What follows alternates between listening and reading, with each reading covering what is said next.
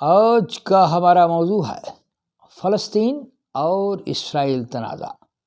فلسطین اور اسرائیل تنازع کو سمجھنے کے لیے ضروری ہے کہ ہم اس تنازع کو مختلف زاویوں سے سمجھیں، جیسا کہ مذہبی لحاظ سے، معاشی لحاظ سے، سیاسی نقطہ نظر سے اور عالمی طاقتوں کے مفاد کے پس منظر میں۔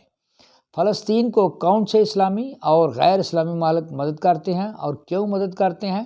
اسرائیل کو کون سے عیسائی ممالک اور غیر عیسائی ممالک ہیلپ کرتے ہیں اور ان کے مفادات کیا ہیں؟ اسرائیل اور فلسطین کے مسئلہ کو کیوں عالمی طاقتیں حل نہیں کرواتی ہیں؟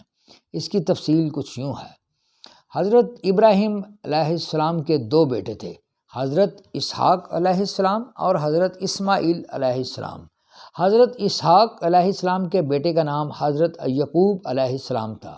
حضرت یعقوب علیہ السلام کا لقب اسرائیل تھا اور حضرت یعقوب علیہ السلام کے بڑے بیٹے کا نام یہودا تھا۔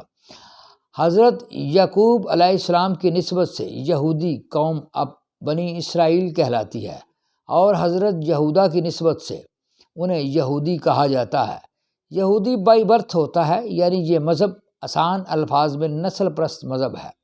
حضرت موسیٰ علیہ السلام یہودی مذہب کے ایک اہم نبی ہیں۔ حضرت داؤد علیہ السلام نے ہیکل سلیمانی کی بنیاد رکھی اور حضرت سلیمان علیہ السلام نے یہودیوں کی اہم عبادت گاہ ہیکل سلیمانی بیت المقدس یعنی یروشلم میں تعمیر کی۔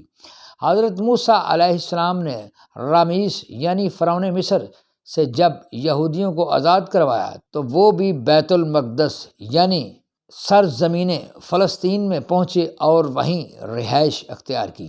حضرت عیسیٰ علیہ السلام کا حسب نسب بھی حضرت ابراہیم علیہ السلام سے ملتا ہے، آپ بھی بنی اسرائیل کی نسل سے ہیں۔ حضرت عیسیٰ علیہ السلام کی پیدائش بھی یروشلم میں ہوئی، وہیں آپ کو پھانسی کی سزا ہوئی۔ بیت المقدس میں آپ مصلوب ہوئے، وہیں قیامت کے قریب آپ کا ظہور ہوگا۔ اسلام بھی توحیدی اور ابراہیمی ادیان میں سے ایک مذہب ہے۔ یہودی بائی برتھ ہوتا ہے، لیکن مسلمان یا عیسائی کوئی بھی غیر مسلم ہو سکتا ہے۔ محمد صلی اللہ علیہ وآلہ وسلم بنی اسماعیل میں سے ہیں اور واحد نبی اور رسول ہیں جو کہ بنی اسماعیل میں سے ہیں، جبکہ آپ کے علاوہ تمام انبیاء بنی اسرائیل میں سے ہیں۔ آپ نے یروشلم میں مسجد اقصیٰ کی بنیاد رکھی۔ آپ کے واقعہ معراج کا تعلق مسجد اقصیٰ سے ہے۔ مسلمانوں کے لیے 3 اہم مذہبی مقامات ہیں، جیسا کہ مسجد اقصیٰ جو کہ بیت المقدس میں ہے، خانہ کعبہ جو کہ مکہ میں ہے، مسجد نبوی جو کہ مدینہ میں ہے۔ یہ تینوں مسلمانوں کے لیے اہم مقامات ہیں۔ مدینہ میں ہی آپ کی قبر مبارک ہے۔ حضرت عمر 15 ہجری یعنی 637 عیسوی نے بیت المقدس فتح کیا اور یہودیوں کو بیت المقدس کی زیارت کی اجازت دی، جو کہ عیسائی حکومت میں نہیں تھی۔ بعد ازاں عیسائیوں نے دوبارہ بیت المقدس پر قبضہ کر لیا۔ عیسائیوں سے بیت المقدس جو کہ فلسطین میں واقع ہے صلاح الدین ایوبی نے بھی دوبارہ چھین لیا۔ پہلی عالمی جنگ میں انگریزوں نے یروشلم مسلمانوں یعنی سلطنت عثمانیہ سے 1917 میں چھین لیا۔ پہلی عالمی جنگ میں یہودیوں نے حکومت برطانیہ کا ساتھ دیا اور ان کے وزیر خارجہ بلفور سے وعدہ لیا کہ وہ فتح کے بعد انہیں یعنی یہودیوں کو ایک یہودی ریاست کے لیے وطن دیں گے۔ دوسری عالمگیر جنگ شروع ہوئی تو ہٹلر نے یہودیوں کو پہلی عالمگیر جنگ کی اہم وجہ اور جرمنی کی شکست کی بھی اہم وجہ یہودیوں کو قرار دیا اور لاکھوں یہودیوں کا قتل عام کیا، جسے ہولوکاسٹ کے نام سے یاد کیا جاتا ہے۔ ہٹلر کہتا تھا دنیا میں فساد کی جڑ یہودی ہیں، اگر دنیا سے یہودی ختم کر دیے جائیں تو دنیا میں امن ہو جائے گا۔ البرٹ آئنسٹائن جو کہ جرمن یہودی تھا، وہ دوسری عالمی جنگ کے دوران ہی جرمن سے فرار ہوا اور امریکہ پہنچا۔ آئنسٹائن کی قیادت میں 2 درجن سائنسدانوں نے مل کر ایٹم بم بنایا۔ امریکہ نے جاپان پر 2 ایٹم بم گرائے۔ اس طرح دوسری عالمگیر جنگ میں بھی جرمنی اور جاپان کو شکست ہو گئی۔ نتیجتاً برطانیہ سے بڑی پاور امریکہ بن گیا، لیکن امریکہ میں بھی برطانوی فیملیوں کا ہولڈ ہے، جیسا کہ جارج بش فیملی وغیرہ۔ دوسری عالمگیر جنگ کے دوران برطانیہ کی ہدایت پر یہودی فلسطین میں جمع ہو گئے۔ کچھ یہودیوں کی عورتوں نے عربی مسلمان مردوں سے شادی کی، کچھ یہودیوں نے عربی مسلمانوں سے مہنگی زمین خریدی، اور کچھ یہودی عورتوں اور مردوں کو مظلوم سمجھ کر عربی مسلمانوں نے مفت رہنے کے لیے زمین دے دی۔ نومبر 1947 میں اقوام متحدہ کی جنرل اسمبلی نے فلسطین کی تقسیم کی قرارداد منظور کی۔ فلسطین کو 2 ریاستوں میں تقسیم کیا، جبکہ یروشلم کے شہر کو آزاد شہر قرار دیا، جو کہ UNO کے کنٹرول میں رہے گا۔ یہودیوں نے اس منصوبہ کو قبول کر لیا، جبکہ فلسطینی مسلمانوں اور عربوں نے اس منصوبہ کو رد کر دیا۔ 1948 میں اسرائیل نے آزاد ملک اسرائیل کا اعلان کیا تو اسرائیلی یہودیوں اور عرب مسلمانوں کے درمیان جنگیں چھڑ گئیں۔ ان جنگوں میں یورپ، انگلینڈ اور امریکہ نے اسرائیل کا ساتھ دیا۔ اس طرح عرب مسلمانوں کو شکست ہوئی۔ اسرائیل اور اس کے اتحادی ممالک فاتح رہے۔ اسرائیل کے فاتح ہونے کی اہم وجہ جدید طیارے تھے، جس سے اسرائیل نے بمباری کی۔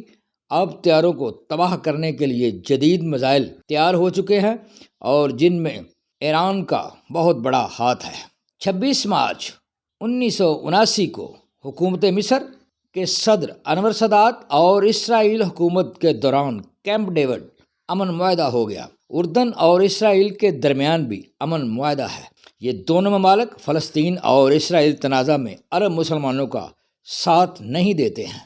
PLO یعنی پیلسٹائن لبریشن آرگنائزیشن نے 1988 میں آزاد فلسطین کا اعلان کیا، جو کہ اوسلو اکارڈ 1993 میں تسلیم کر لیا گیا۔ 100 سے زیادہ ممالک نے فلسطین کو آزاد حیثیت سے تسلیم کیا۔ عرب لیگ کے تقریباً تمام ممالک فلسطین کو سپورٹ کرتے ہیں، مگر قطر، لبنان، شام، یمن، عراق اور ایران خصوصی طور پر فلسطین کی مدد کرتے ہیں۔ ترکی اور پاکستان نے بھی ہمیشہ فلسطین کاز کو سپورٹ کیا ہے، جبکہ مصر اور اردن کا اسرائیل کے ساتھ نو وار پیکٹ ہے۔ یہ دونوں ممالک غیر جانبدار رہنے کی کوشش کرتے ہیں، جبکہ ان کی عوام ہمیشہ فلسطینیوں کی حمایت کرتی ہے۔ USA، UK، Australia, France, Norway, Austria, Germany, India, Canada, Poland خصوصی طور پر اسرائیل کی حمایت کرتے ہیں، کیونکہ برطانیہ اور امریکہ کی ہمیشہ پالیسی رہی ہے کہ ڈیوائڈ اینڈ رول اوور۔ برطانیہ جہاں بھی گیا، جس ملک پر بھی اس نے قبضہ کیا، اس ملک کو تقسیم کیا اور لوگوں کو بھی تقسیم کیا، بلکہ خونی علیحدگی کروانے میں حصہ ڈالا، جیسا کہ انڈیا کی تقسیم، کوریا کی تقسیم، سلطنت عثمانیہ کی تقسیم، جرمنی کی تقسیم، حتیٰ کہ امریکہ کی تقسیم۔ مثال کے طور پر امیر امریکہ جیسا کہ USA اور غریب امریکہ مثلاً لیٹن امریکہ وغیرہ۔ ایسے ہی برطانیہ نے فلسطین کو تقسیم کر دیا۔ فلسطین کو انہوں نے انڈیا کی طرح تقسیم کیا، ایک طرف پاکستان، درمیان میں ہندوستان، دوسری سائڈ پر بنگلہ دیش۔ لہذا جب 1971 میں جنگ ہوئی تو ہندوستان نے زمینی اور فضائی دونوں راستے بند کر دیے اور پاکستان 2 حصوں میں تقسیم ہو گیا۔ ایسے ہی غزہ اور ویسٹ بینک کے درمیان میں اسرائیل ہے۔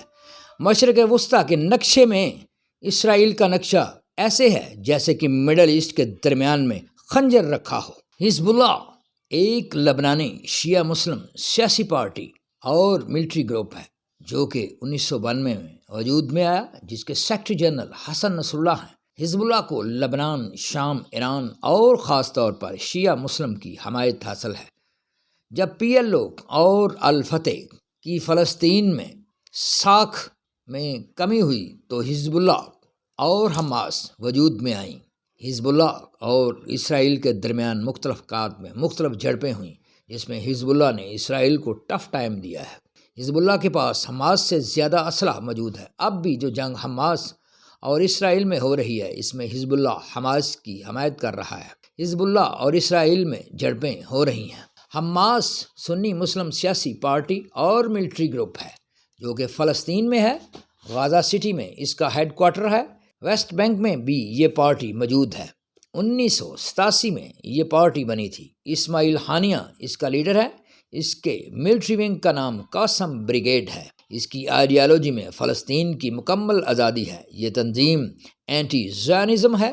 اس کو خصوصی طور پر سنی مسلمانوں اور سنی مسلم ممالک کی حمایت حاصل ہے۔ ایران اور شام بھی اس کی حمایت کرتے ہیں، حالانکہ وہ شیعہ مسلم ممالک ہیں۔ اسرائیل کی تاریخ میں پہلی مرتبہ کسی تنظیم نے اسرائیل کو اتنا نقصان پہنچایا ہے۔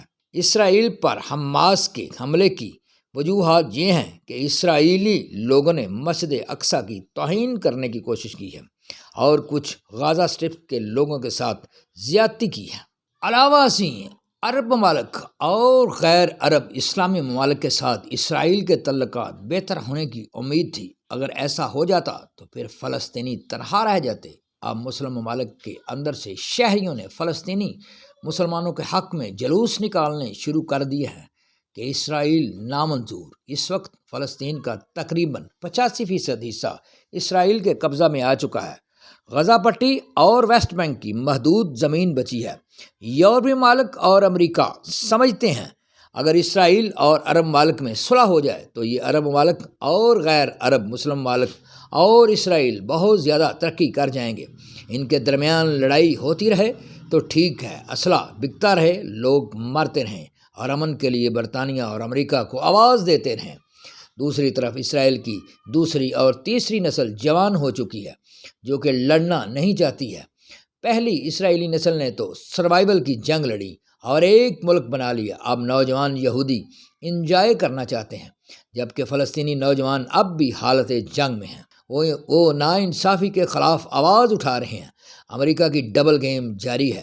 اگر اسرائیل چاہتا ہے کہ اسرائیل اور فلسطین میں امن ہو جائے تو اسے مسلم ممالک کے ساتھ خود بات چیت کرنی چاہیے تاکہ فلسطین کی زمین کی تقسیم کا مسئلہ ہمیشہ کے لیے حل ہو جائے۔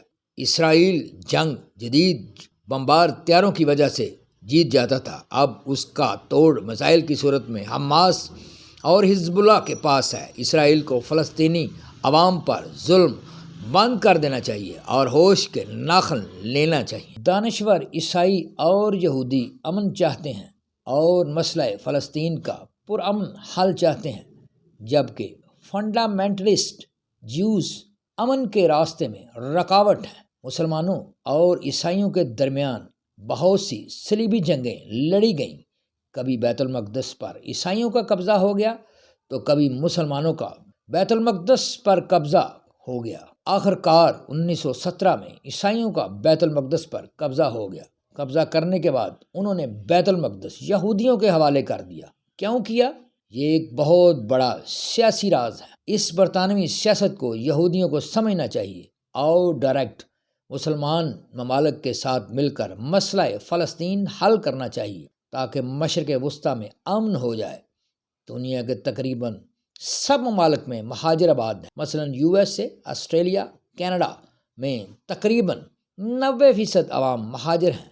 لہذا اسرائیلی یہودیوں اور فلسطینی مسلمانوں کو ایک دوسرے کو ایکسیپٹ کرنا چاہیے تاکہ مسلمان اور یہودی امن سے رہ سکیں۔ Please like, comments, share and subscribe my YouTube channel TSC Tariq Search Channel and my YouTube channel TSC Tariq Study Channel Shorts. Thank you.